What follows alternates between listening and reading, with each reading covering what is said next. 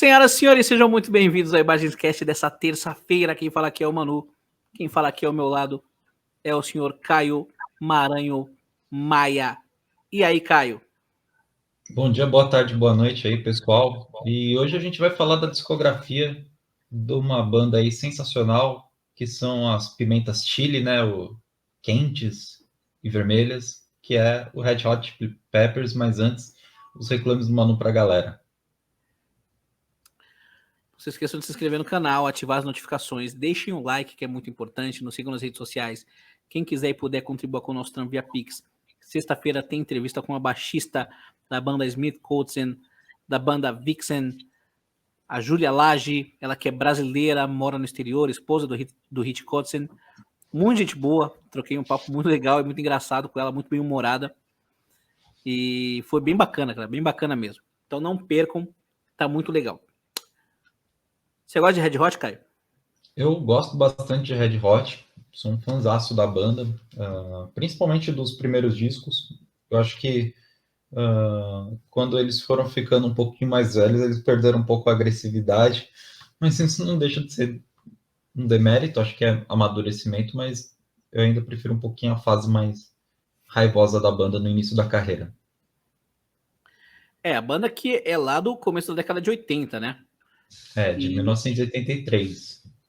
isso, e a banda ela foi fundada pelo Flea, pelo Anthony Kiedis e pelo Hillel Slovak, que é o guitarrista que talvez muita gente que esteja assistindo nunca tenha ouvido falar, não conheça. Já conheça mais a formação mainstream, né, clássica. Mas o Hillel Slovak, ele era um baita guitarrista. E aí, na sequência, a banda começou a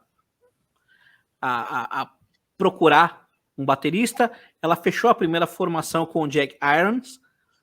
Só que aí a gente já vai... Assim, a gente não tá aqui para falar sobre a história da banda, a gente vai fazer alguns comentários.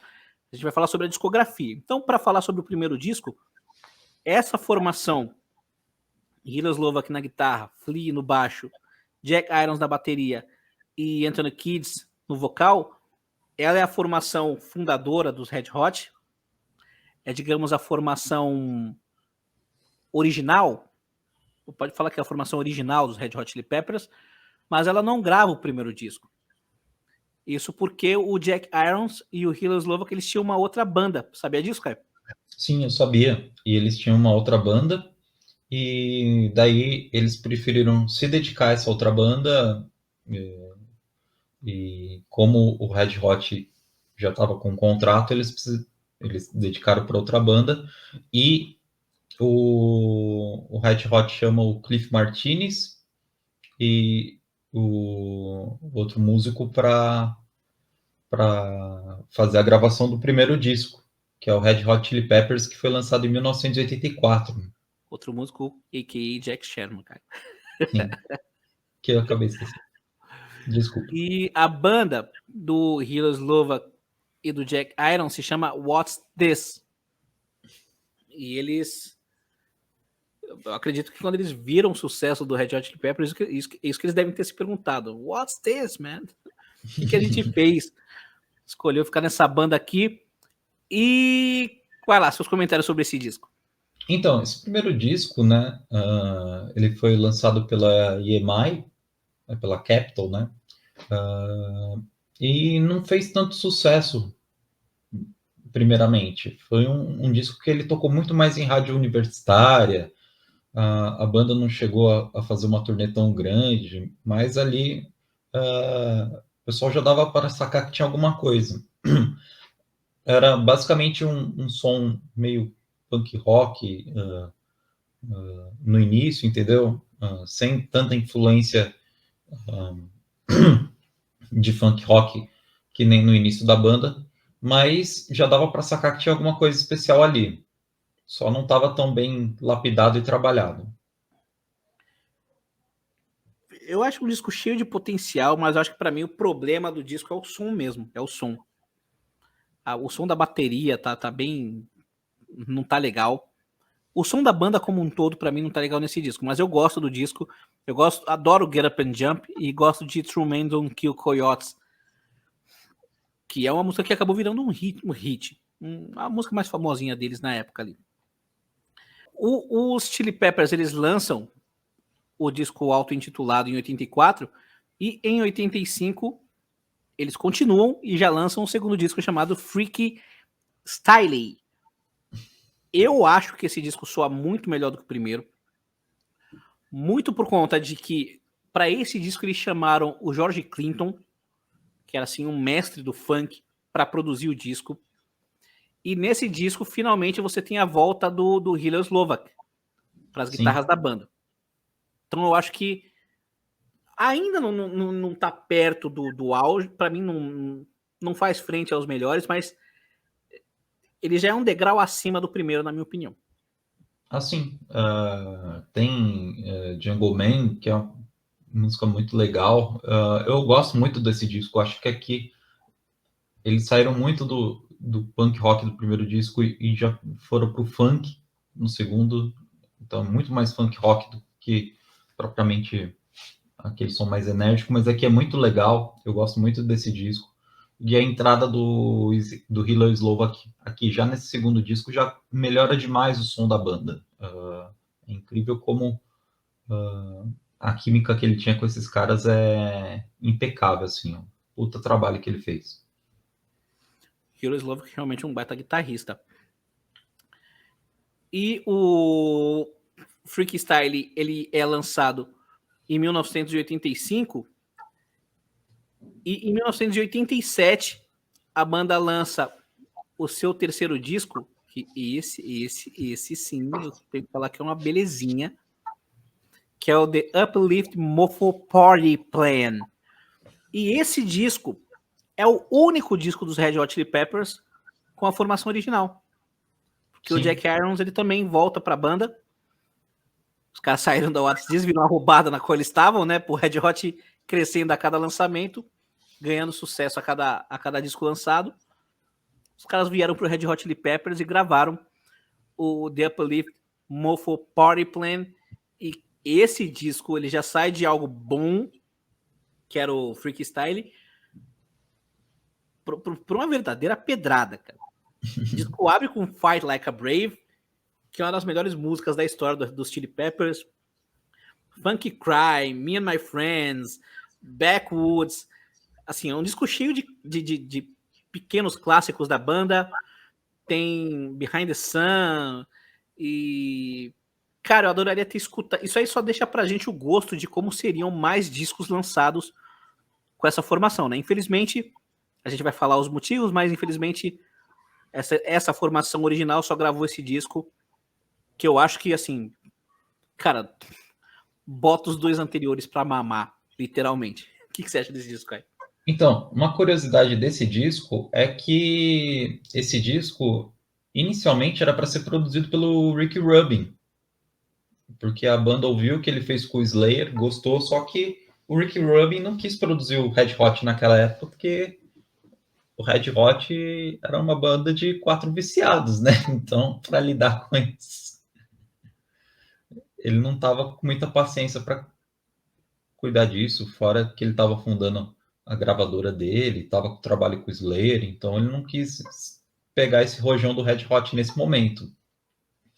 E entrou o Michael Blanhorn, que orientou a banda para seguir nessa linha um pouquinho mais pesada, o que agradou imensamente o Hillel Slovak, que adorou trabalhar com ele e tudo mais, principalmente por conta dessa sonoridade mais pesada e por incentivar eles a diversificarem o som. Tanto que Behind the Sun, gravada pelo Hillel Slovak, ela foi gravada com uma cítara, que é um instrumento indiano.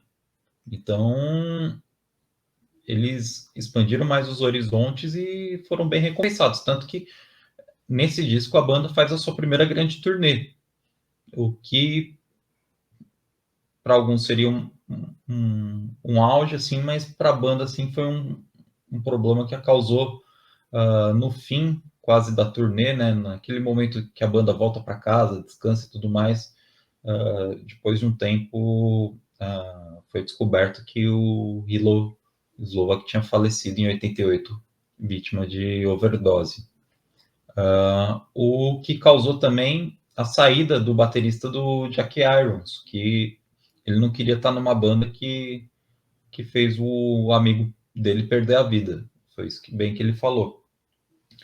E para substituir o Hilo Slovak e o Jack Irons, primeiramente a banda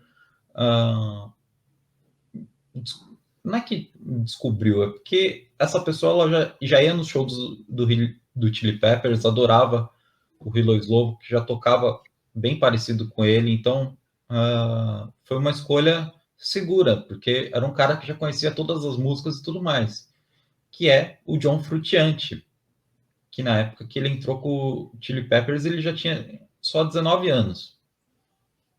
Tanto o Frusciante, ele já era considerado um baita guitarrista, mesmo tão novo, que ele tinha sido considerado para entrar na banda do Frank Zappa. Só que ele acabou não entrando porque ele disse que não podia usar drogas e daí não era para ele naquela época. E para arranjar um baterista já foi mais difícil, porque eles fizeram testes com dezenas de bateristas, até que o último baterista ficou provocando eles e pedindo para eles tocarem mais, porque eles não estavam tocando tão certo e provocando os caras, e os caras gostaram da atitude dele, e que foi o Chad Smith, que daí fecha, se não é a primeira formação da banda, é a formação clássica, né, dos Red Hot. Formação mainstream. A formação original foi a que gravou a Uplift Muffle Party Plan, mas essa formação com o John Frusciante, Chad Smith, Flea e Anthony Kiedis, com certeza é a formação clássica, a formação que lançou mais clássicos, que logo após o Uplift Muffle, que é um baita disco, inclusive tem um cover do Bob Dylan no Uplift Muffle, que é muito bacana. Depois desse disco, eles lançam, rapaz, essa maravilha aqui, ó, essa pepita de ouro, que é o Mother's Milk. Para alguns, o melhor disco da banda. Não sei exatamente, talvez, não sei, quem sabe. Às vezes é para mim, às vezes não é. O Red Hot ele alterna muitos discos. Tem dia que é o Mother's Milk, tem dia que, enfim, eu vou falar sobre outros aí que vão surgir na discografia, mas não há dúvida de que esse disco aqui ele quase ele é um dos divisores de águas do Chili Peppers, na minha opinião, até porque ele marca a estreia da nova formação, e a nova formação ela consegue estrear levando aquilo que o Chili Peppers tinha feito com a Uplift Muffle Party Plan para um outro nível. A música Higher Ground, ela é um sucesso assim instantâneo, que é um cover do Stevie Wonder, e esse disco ele também tem um outro sucesso fulminante, assim, que é Knock Me Down, e assim, 2 sucessos de mainstream, de topo de parada. E aí esse disco ele consolida os Chili Peppers como uma banda mainstream mesmo. Então, eu acho ele um descasso, só tem música boa, dá para ouvir do começo ao fim, sem cansar, assim. Eu acho que em termos de forma e de agressividade, essa época é a que melhor une todas as melhores características do Chili Peppers para mim. Aqui vai do Uplift Muffle ao Blood Sugar. Esses 3, né? E o Mother's Milk é o disco central, é o que está no meio de tudo isso. Então, amo esse disco, acho maravilhoso. Eu linkei ele até como o melhor da década de 80, de rock. Seus comentários, cara. Vai lá. É um disco sensacional, e também uma forma de homenagear o Hilo Slovak, que eles colocam uma gravação que eles fizeram tocando Fire, do Jimi Hendrix, que é bem legal também.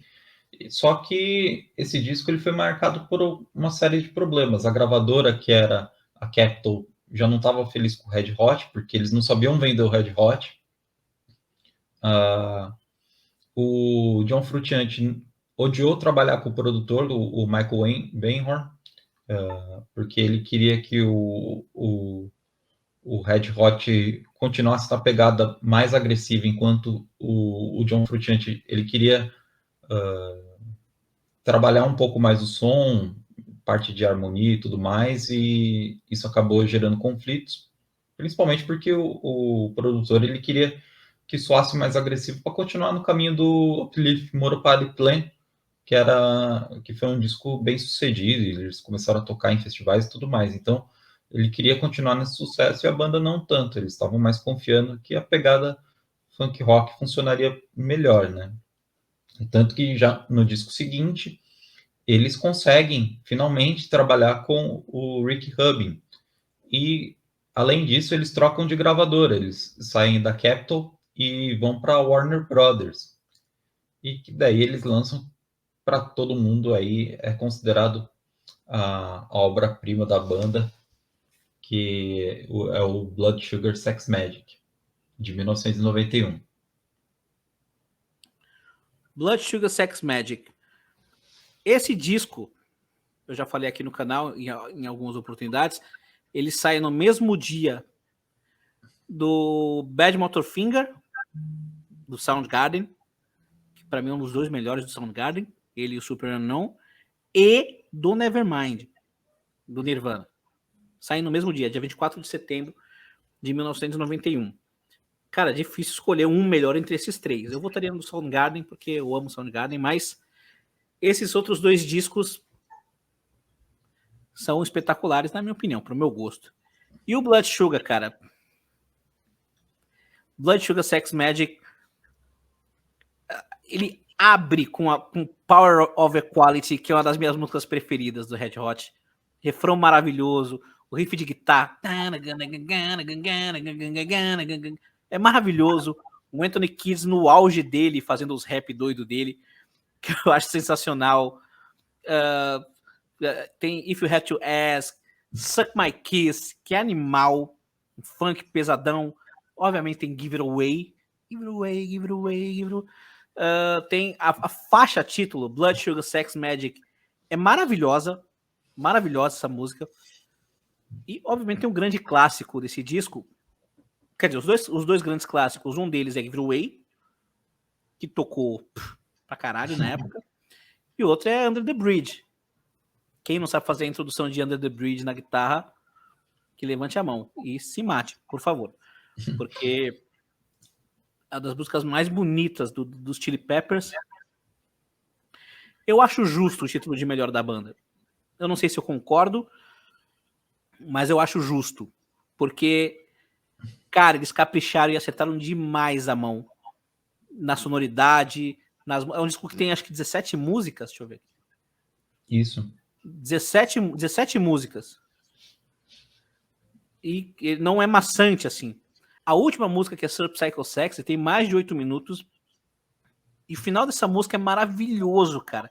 A sequência de acordes que eles fazem é uma viagem sinistra, assim, sinistra. E para mim, os caras estão muito pirados nas ideias. O Frusciante tá muito pirado nas ideias. O Flea, todo mundo, cara. E o Anthony Kiedis está no auge, para mim, dele como frontman. Não como cantor. Às vezes eu gosto dele como cantor, mas eu sempre gosto dele como rapper doido. Rapper que não é rapper. Então eu curto pra caramba esse disco. Se não é o melhor, com certeza top 3. E um dos melhores discos da década de 90 para mim, sem sombra de dúvida. Vai lá, cara. Ah, sim, com certeza. É uma obra-prima da banda, só que não, não, não foi livre de problemas, né? Justo por conta do estouro desse disco, do sucesso que ele fez, né? Isso afetou muito os integrantes da banda. Tanto que o Anthony Kiedis volta a usar drogas e uma pessoa específica ficou muito desconfortável com a fama e não soube lidar com a situação, que foi o John Frusciante. Tanto que depois de uma turnê muito extensa, a turnê desse disco do Red Hot, teve quase 2 anos de turnê pelo mundo inteiro. Durante, acho que uma perna da turnê no Japão, ele sai da banda. E daí eles fazem o show substituto e logo em seguida, depois, eles chamam para ser o substituto do John Frusciante, o Dave Navarro, do Jane's Addiction, que vai gravar com o Red Hot o disco seguinte, que é o One Hot Minute. Peraí.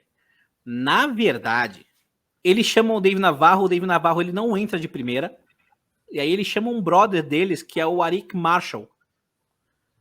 E o Arik Marshall ele ensaia com os caras, e ele acaba saindo.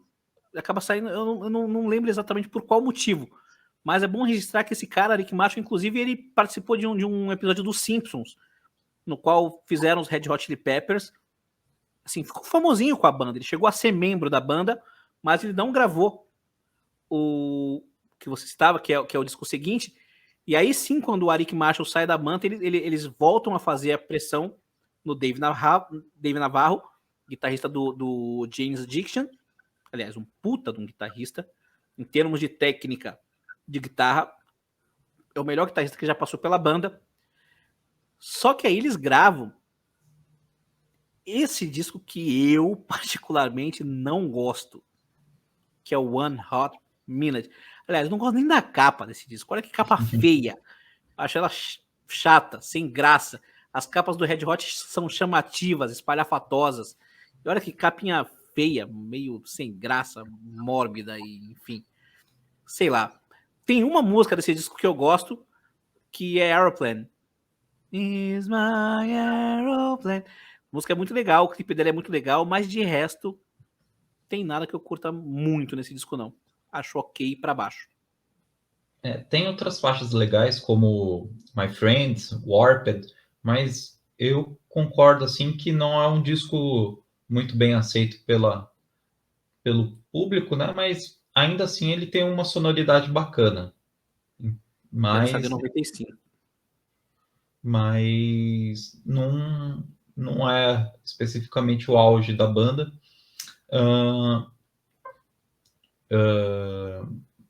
O Red Hot, nesse momento, ele dá uma afundada junto com o seu ex-integrante, que é o John Frusciante. O John Frusciante, ele tem diversos problemas de saúde, muito em função ao uso de drogas. Ele perde a casa dele. Ele perde a casa dele num incêndio, ele perde toda a coleção de instrumentos, tudo que ele tinha construído e tudo mais, e ele estava num poço sem saída. Até que o Flea começa a ensaiar com ele, e durante o mesmo tempo, o Dave Navarro, ele sai da banda, porque ele queria dar maior atenção para o projeto Spread dele. Então, logo que ele sai, a banda vai procurar substituto, só que o Flea sugere que o John Frusciante volte, né? E a condição para o John voltar para a banda é que ele voltasse no estado minimamente digno, se limpando aí das drogas, né? O Anthony Kiedis era contra a volta do Frusciante, justamente porque ele também tinha esse problema, ele não queria um puta de um viciado lá com ele, plantando a sementinha da maldade na cabeça dele ali. E nessa época, o Kiedis, inclusive, ele viajou pelo mundo e tudo mais, para buscar inspiração. Como você bem disse, eles impõem essa condição, o Frusciante aceita, o Frusciante volta para a banda, a formação mainstream da banda está restaurada, e aí eles lançam que para alguns é o melhor disco da banda. E, cara, eu não vejo problema nenhum em falarem isso, porque o Californication, eu ouso dizer que fez mais barulho quando saiu do que o Blood Sugar Sex Magic. O Blood Sugar Sex Magic ele foi um pouco ofuscado pelo Nevermind. O grande sucesso daquele ano foi o Nevermind, embora o Blood Sugar Sex Magic seja um baita disco. Agora, o Californication, quando saiu, bicho, aquele clipe do Californication de videogame, que, porra, é um negócio muito... Eu lembro disso, cara. Fez muito sucesso. A música Californication é meio que perfeita, assim, né? Todo mundo conhece o refrão dessa música. Sim. E a capa desse disco é muito estranha. Eu não lembro se se o conceito é do Anthony Kiedis ou se é do Frusciante, mas acho que é do Anthony Kiedis. Se eu estiver falando alguma merda, me corrijam. Foi o Anthony Kiedis que teve um sonho de que ele estava numa casa olhando para o céu e aí ele viu que o céu era a água da piscina e a piscina estava o céu. E aí ele acordou boladaço, não, vamos fazer uma capa assim. E aí é isso, a capa do Californication é isso. E, cara, o Californication tem muito clássico. Ele já abre com o Around the World. Tem Parallel Universe, que não fez tanto sucesso, mas é uma música bem conhecida dos fãs. Scar Tissue, puta clássico. Other Side, clássico. A própria Californication. Tem Road Tripping, que é a música que fecha o disco, que é a música no violão. Eu gosto do disco todo. Eu gosto de Get On Top, eu gosto de Porcelain, que é uma baladinha muito minimalista, maravilhosa. Purple Stain, Right On Time, I Like Dirt, This Velvet Glove. É um disco que beira a perfeição para mim. Ele tem um som muito mais polido, muito mais comercial do que eu sou do Blood Sugar Sex Magic, por exemplo. Não é aquela banda mega agressiva do Blood Sugar Sex Magic, mas é uma banda que conseguiu fazer a transição da década de 80 para a década de 90 e com Californication mostrou que estava fazendo a transição da década de 90 para a década de 2000 no topo do mainstream. Então, é uma banda como poucas, assim. Você não encontra bandas para rivalizarem com o Red Hot Chili Peppers que sobreviveram tão bem ao teste do tempo assim. Eu acho o Californication um puta disco. Eu vi esses dias, acho que foi o Regis Tadeu falando que o disco é horrível. Horrível é a tua opinião, Regis. Para com isso. Pelo amor de Deus, o Californication é maravilhoso. Vai lá, cara. Eu acho que o Regis ele não gosta desse disco porque a banda começou a amansar um pouco o som ali. Na parte de timbragem, de ser agressivo e tudo mais. Mas para mim, eu acho que é questão de amadurecimento. O Californication eu gosto muito. É um ótimo disco. Acho que a banda retoma da onde eles tinham parado com o Blood Sugar Sex Magic. O Hot Minute é um ponto fora da curva para mim, embora tenha músicas boas. Por conta do sucesso enorme do Californication, eles voltam a turnê mundial, tocando muito, ganhando Grammy. E só que teve dois incidentes aí, um pro bem e o outro pro mal, porque eles tocaram no Rock in Rio 2001, que foi 250 mil pessoas vendo o show do Red Hot. Só que também eles tocam no infame Woodstock de 1999, que eles são a banda de encerramento do festival. O festival já estava com muitos problemas de infraestrutura, de pessoas passando mal, de mulheres sendo abusadas dentro do festival, pessoal morrendo porque simplesmente estava de calor, porque foi numa base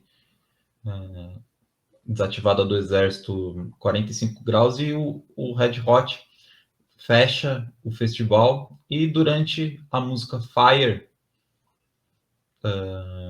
a banda começa a tocar e daí eles começam a incentivar o quebra-quebra no festival justamente por conta da ganância dos produtores, dos promotores dos shows e tudo mais, e eles vendo o absurdo que estava aquilo lá e o público responde com muita satisfação a esse chamado e detonam um festival, destroem tudo.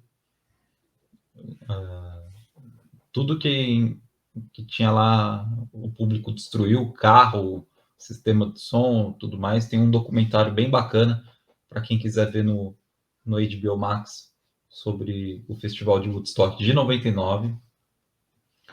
E isso também fez com que a banda refletisse também e tivesse uma reflexão justamente para o próximo trabalho, que é o By the Way, que é lançado em 2002, que é o primeiro disco que todo mundo grava sóbrio, E também é um sucesso assombroso. Só na primeira semana de lançamento do disco ele vendeu 1 milhão de cópias.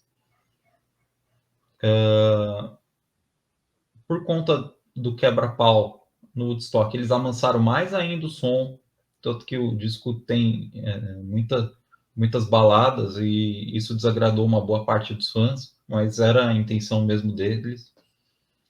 Tanto que, para mim, esse disco ele tem algumas músicas bem legais, como Desire Song, Can't Stop, própria By the Way, Dozed e Throw Away Your Television.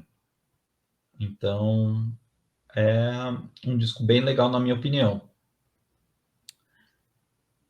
Eu acho que é um disco que ele tomou um atrasinho do Californication, na minha opinião.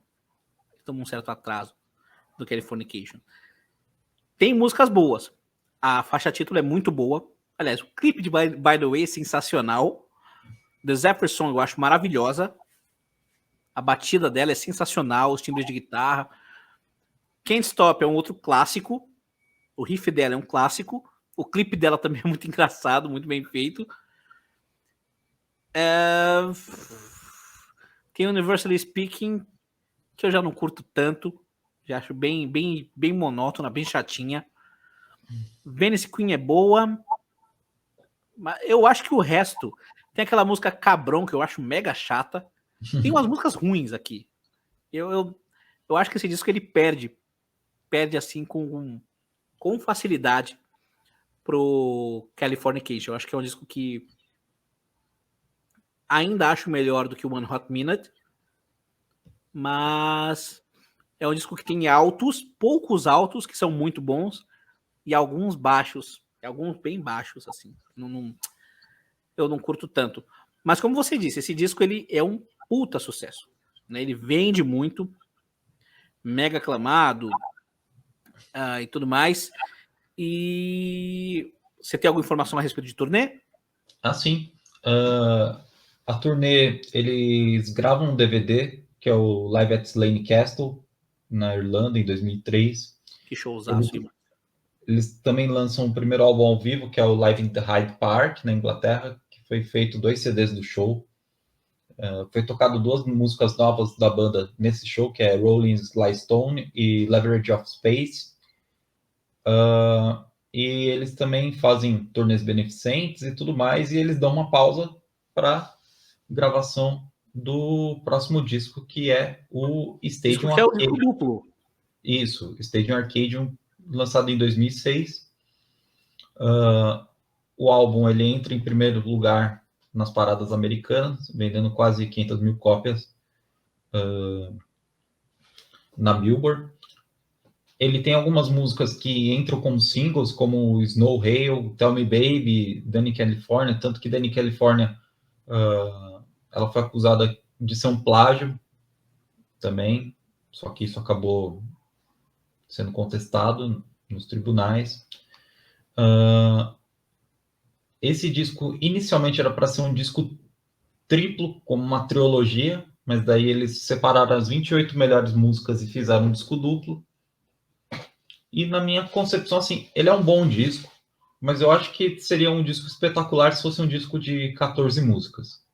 Acho que tem muita música ali que é legal, mas poderia ser melhor trabalhada para ser lançada depois. Mas eu entendo também porque a banda já estava num processo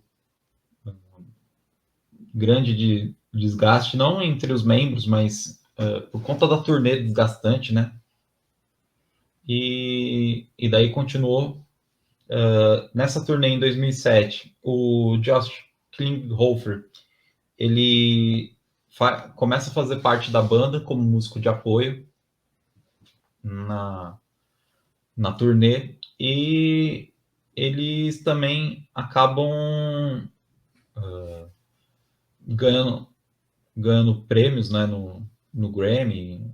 Ganhou 4 prêmios de melhor performance de rock, melhor música de rock, melhor álbum de rock e melhor disco em edição especial, além de produtor do ano para o Ricky Rubin. O pessoal desce o cacete no Ricky Rubin, mas quando a galera gosta de trabalhar com ele, ele faz trabalho bom. Slayer que o diga. E em 2008 a banda entra no hiato. Muito em função por causa do cansaço das turnês. O Anthony Kiedis ia cuidar do filho novo dele, o John Frusciante estava continuando a carreira solo e o Chad Smith estava montando o Chicken Foot. Então todo mundo estava experimentando muitas coisas, e só que ninguém esperava que em 16 de dezembro de 2009 o John Frusciante falaria que sairia da banda de novo. Que pegou todo mundo de surpresa, né? Porque ninguém esperava, só que ele já tinha tomado essa decisão cerca de um ano antes e era a decisão que ele queria na época, que ele estava emocionalmente desgastado por conta do tempo de turnê. Bom, vamos lá. Eu adoro o Stadium Arcadium. Eu concordo que ele podia ser um disco mais enxuto, mas eu acho ele melhor que o By The Way. Aliás, eu acho o começo dele muito, muito, muito bom mesmo. Danny California, ela não foi acusada de plágio. Ela parecia uma música do Tom Petty, Mary Jane alguma coisa. Isso. Não vou lembrar o nome dele. Mary Jane alguma coisa. Dance of Mary Jane, alguma coisa assim. Ou Mary Jane's Dance. E o Tom Petty, ele na hora ele ficou... E é muito igual, assim. É meio que... É a mesma coisa.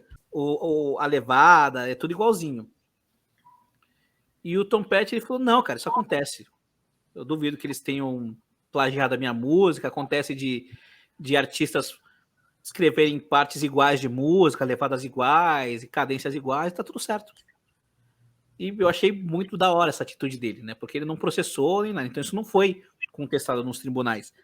Isso aí ficou assim, ficou. Não foi, nem foi para os tribunais. O John Frusciante, ele sai da banda e só que aí a banda ela não precisa procurar um substituto, né? Sim. Porque o Josh Klinghoffer, ele já tá na banda, ele era guitarrista do Gnarls Barkley, e eles tocam em uma turnê com o Chili Peppers, e aí ele já era amigão do Frusciante. Eu acho que eu não sei se ele já falou isso, se ele já declarou isso, mas eu acho que quando o Frusciante indica ele para seguir com a banda, ele já estava pensando em sair, acredito eu, né, e deixar um substituto ali. Pegar ele para ficar um pouquinho da turnê, tocar um pouquinho junto e aí passar o bastão. Só para complementar, sobre o Stadium Arcadium, Danny California eu acho ótima, No Hey Ho eu acho ótima, Hump the Bump é maravilhosa, o clipe dessa música é muito boa, She's Only 18 é muito foda, e a música título Stadium Arcadium é eu acho maravilhosa, muito boa mesmo, muito boa mesmo. Então ela tem uns highlights sensacionais e o disco soa muito bem, apesar de já ser assim uma ruptura. O Californication, By The Way e o Stadium Arcadium, eles vão rompendo aos poucos, e eu acho que o Stadium Arcadium ele é o auge da ruptura com o Red Hot dos anos 90 e anos 80, né? Eu acho esse disco ótimo. Com a nova formação, a banda lança o disco I'm With You, de 2011, que eu, Manuel, acho um baita disco. Adoro esse disco mesmo. Acho ele muito bom. Eu acho que a banda ela experimenta algumas coisas meio eletrônicas que ficam bem legais. Monarchy of Roses é muito boa. Brandon's Death Song, que é uma balada, é sensacional. Ethiopia é muito boa. Eu acho que é um disco bem experimental, bem diferente do que eles faziam, até do que eles faziam nessa nova fase, nessa fase mais comercial. Mas eu acho um disco muito bom. Ele recebeu algumas críticas, mas eu discordo, cara. Eu acho que, sim, é claro que se você se basear pelo Red Hot da década de 80, não tem mais nada a ver. Mas eu acho que vale muito a pena escutar esse disco, tá? Eu recomendo que ouçam esse disco, que eu acho ele muito bom. Vai lá, cara. Então, para mim, ele é um disco um pouco estranho, porque apesar do Josh ser um bom guitarrista, né? Falta um pouco do cacuete da malandragem que o John tinha para guitarra. Não quero dizer que isso seja um demérito, só quero dizer que o John ele é um guitarrista especial. Embora muita gente diga que ele não seja ótimo tecnicamente, mas ele é um baita guitarrista. Acho que ele preenche muito bem as linhas de guitarra. E isso ficou faltando um pouquinho. Apesar disso, tem músicas ótimas nesse disco. Eu gosto muito de. Eu gosto de The Adventures of Rain Dance Mag, Look Around, eu gosto bastante. Então, são essas duas músicas que eu gosto bastante desse disco. E teve uma Tem algumas músicas que eu gosto bastante, duas. eu queria só citar duas, né? Para não. Tem 14 músicas. Tem mais algumas aí, mas principalmente essas duas. Tem Did I Let You Know, eu gosto bastante. E daí eles vão, depois da turnê do I'm With You, terminando em abril de 2013, a banda faria uma pausa para cada um fazer suas atividades e tudo mais. E logo em seguida eles vão, um pouquinho depois, vão gravar o The Getaway, que eles lançam em 2016. O The Getaway, eles lançam o primeiro single Dark Necessities. O dia do lançamento do disco foi em 17 de junho de 2016. Para mim, aí eu já acho que eles chutou o pau da barraca. Eu já detesto esse disco. Muito em função, por conta da sonoridade, da timbragem desse disco, eu não gostava, principalmente das linhas de guitarra. O Josh, ele acabou ressuscitando o timbre de abelha de guitarra, muito esquecido pelos músicos brasileiros da década de 70 e 80. Só que, ao contrário dos músicos brasileiros que ganhavam esse timbre de abelha porque só usava equipamento porcaria, o Josh conseguiu com equipamento bom. Mas, assim, eu acho que para mim, desse disco, só salva Dark Necessities, o resto. Tanto que é o disco que durante muito tempo não chega na primeira colocação da Billboard. Eles chegam em segundo lugar. Bom, eu não vou falar que eu prefiro ele do que o By The Way, porque o By The Way, eu acho que os highlights do By The Way são muito bons. São highlights que o The Getaway não tem. Dark Necessities, por exemplo, eu não acho uma grande música. Honestamente, não acho uma grande música. Acho uma música ok, legalzinha. Cumpre seu papel, mas não é nem sombra. Aí sim eu acho que vale a pena você comparar com os Red Hot Chili Peppers das décadas de 80 e 90. Porque o I'm With You, eu acho ele pelo menos original. Experimental e tudo mais.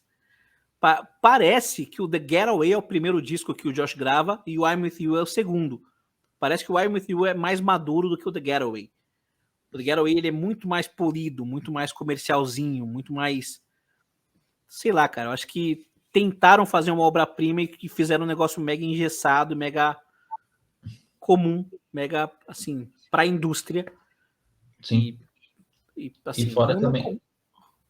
E fora também que foi um disco que não foi produzido pelo Rick Rubin, foi produzido pelo Danger Mouse. Que é o cara que trabalhava com o Gnarls Barkley, né? Isso, exatamente. Esse cara é até bom produtor, mas esse cara acho que não casou, não. Pois é, eu também concordo. Bom, o Red Hot Chili Peppers continua na crista da onda, continua fazendo turnês mundo afora. Acho que lá para 2019, 2020, o John Frusciante dá a louca no John Frusciante, fica afim de voltar para a banda, e aí ele meio que puxa o tapete do amigo para voltar para a banda. Muita sacanagem eu achei isso, cara. Porque, pô, os caras não tocavam juntos na banda, por que não voltar e ficar os dois? Eu achei meio sacanagem. O que você achou disso? Eu acho que ele pensou que o Josh só tava ali para tapar o buraco, que era a intenção quando ele indicou o Josh, né? Ó, tapa o buraco dele aí, vou ficar um tempo fora, quando eu quiser eu volto, eu volto. E foi o que aconteceu. Não, mas o Josh, ele tocou com o Frusciante. Sim, sim. Teve uma época, teve uma turnê, inclusive, não foi pequena, que a formação foi Josh, Frusciante, Flea, Anthony Kiedis e Chad Smith. A banda teve 2 guitarristas. Sim. Então, acho que podia muito bem voltar. Pô, o cara, o Josh ele não era um mau funcionário, não era um cara mal visto pela banda. Né? Não, assim, não tretou com ninguém. E do nada ele foi lá e foi demitido. Eu achei sacanagem isso, para a volta do John Frusciante. Só que aí, novamente, a formação clássica mainstream reunida de novo. E aí você Sim. pensa, vem coisa boa por aí, né? E aí, este ano eles lançaram o Unlimited Love. E particularmente eu achei bem ruimzinho esse disco, na real. Bem ruimzinho Sim. mesmo. Eu achei bem abaixo das minhas expectativas. Tem alguns highlights. Por exemplo, Aquatic Mouth Dance, eu acho assim. Puta, bicho. Traz aquele clima dos anos 90, Mother's Milk, Blood Sugar. Tem umas paradas que são muito legais a respeito desse disco. Mas eu acho que Black Summer, por exemplo, ou música chata, cara. Sim, pra mim eles escolheram muito mal o primeiro single pra soltar. Se fosse Aquatic Mouth Dance, eu ia pirar mesmo. E pra você ver a diferença que faz um primeiro single de um disco, né? Pra aceitação. Eu não consigo gostar desse primeiro disco, desse primeiro single. Achei mega chato, refrão chato. A linha de guitarra do Frusciante é chatíssima. E eu acho que muito do disco vai nessa onda, sabe? Não traz nada de novo. É só uma repaginação, é só uma repetição de algo que já foi feito melhor antes. Tem Sim. 3 ou 4 músicas muito boas, eu diria. 3 ou 4 músicas muito boas. Mas, no geral, é um disco de 17 músicas. Acho que dá mais de uma hora. Tem, deixa eu ver, Dá. 73 minutos. 73 minutos. E fica maçante. Eu não consegui ouvir ele todo de prima. Pra você ter uma ideia, eu não consegui. Não sei você.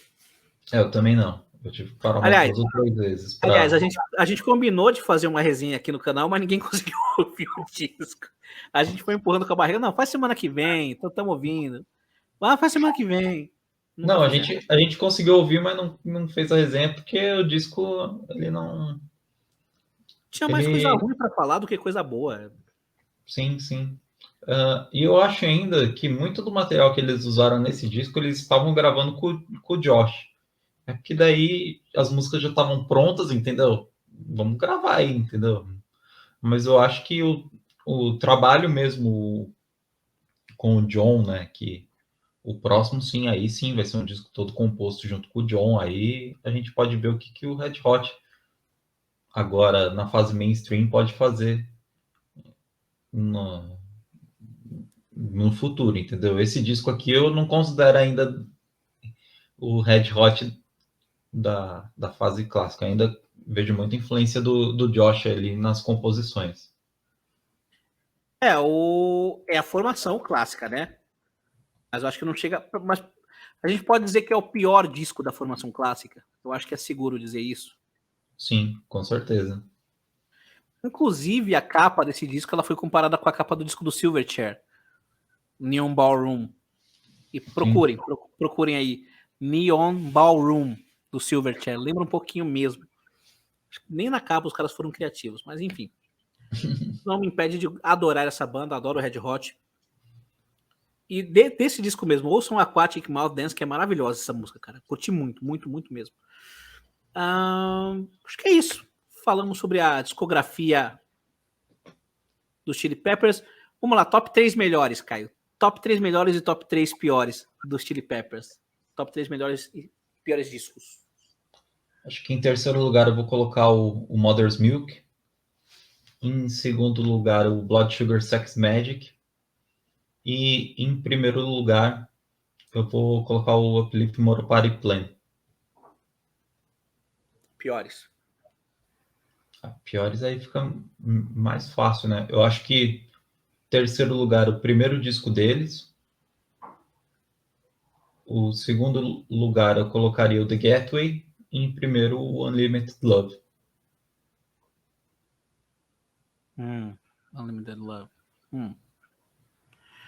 Vamos lá.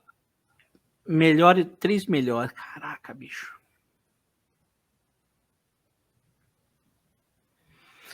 É que assim, muda isso, muda. O meu top. Tem 4 que entram no meu top 3, que são o Uplift Motor Party Plan, Mother's Milk, Blood Sugar Sex Magic e Californication. Hoje,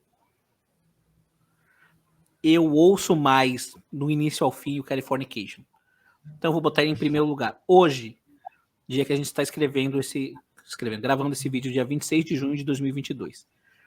Então hoje, meu primeiro lugar, meu disco preferido dos Chili Peppers é o Californication. O segundo eu vou botar o Blood Sugar. E em terceiro, o Mother's Milk. Sim, ganhando do Uplift Moth. Embora eu adore esse disco, né? Adoro o Uplift Moth Party Plan, é maravilhoso. Top 3 piores. Top 3 piores.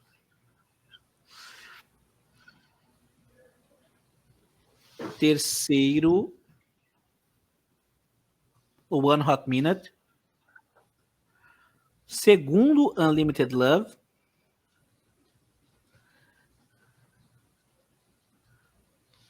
Não, agora eu tô em dúvida, cara. Porque assim, o Unlimited Love tem mais coisa ruim pra mim do que o The Getaway.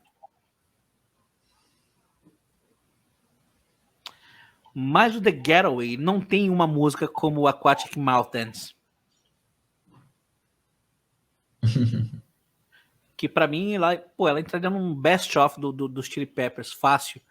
Então eu vou botar em segundo lugar, segundo pior, terceiro pior, One Hot Minute, segundo pior, Unlimited Love, e pior disco do Chili Peppers, The Getaway.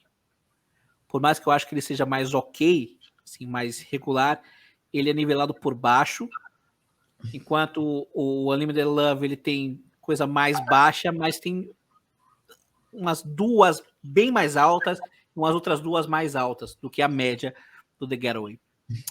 Então eu voto no The Getaway como pior. É isso. Discografia devidamente comentada, destrinchada, disco a disco, com o top 3 melhor e top 3 pior. Pô, esse vídeo durou um tempo, hein? Então comentem aí o que vocês acham dessa discografia, dessa banda, quais os melhores discos, os piores, melhores músicas e piores e tudo mais. Não se esqueçam de se inscrever no canal, ativar as notificações, deixar o like, nos seguir nas redes sociais, quem quiser e puder contribuir com o nosso trampo via Pix. E sexta-feira tem entrevista com a Júlia Lage, baixista. Não percam, anotem em suas agendas. Beleza? Falou!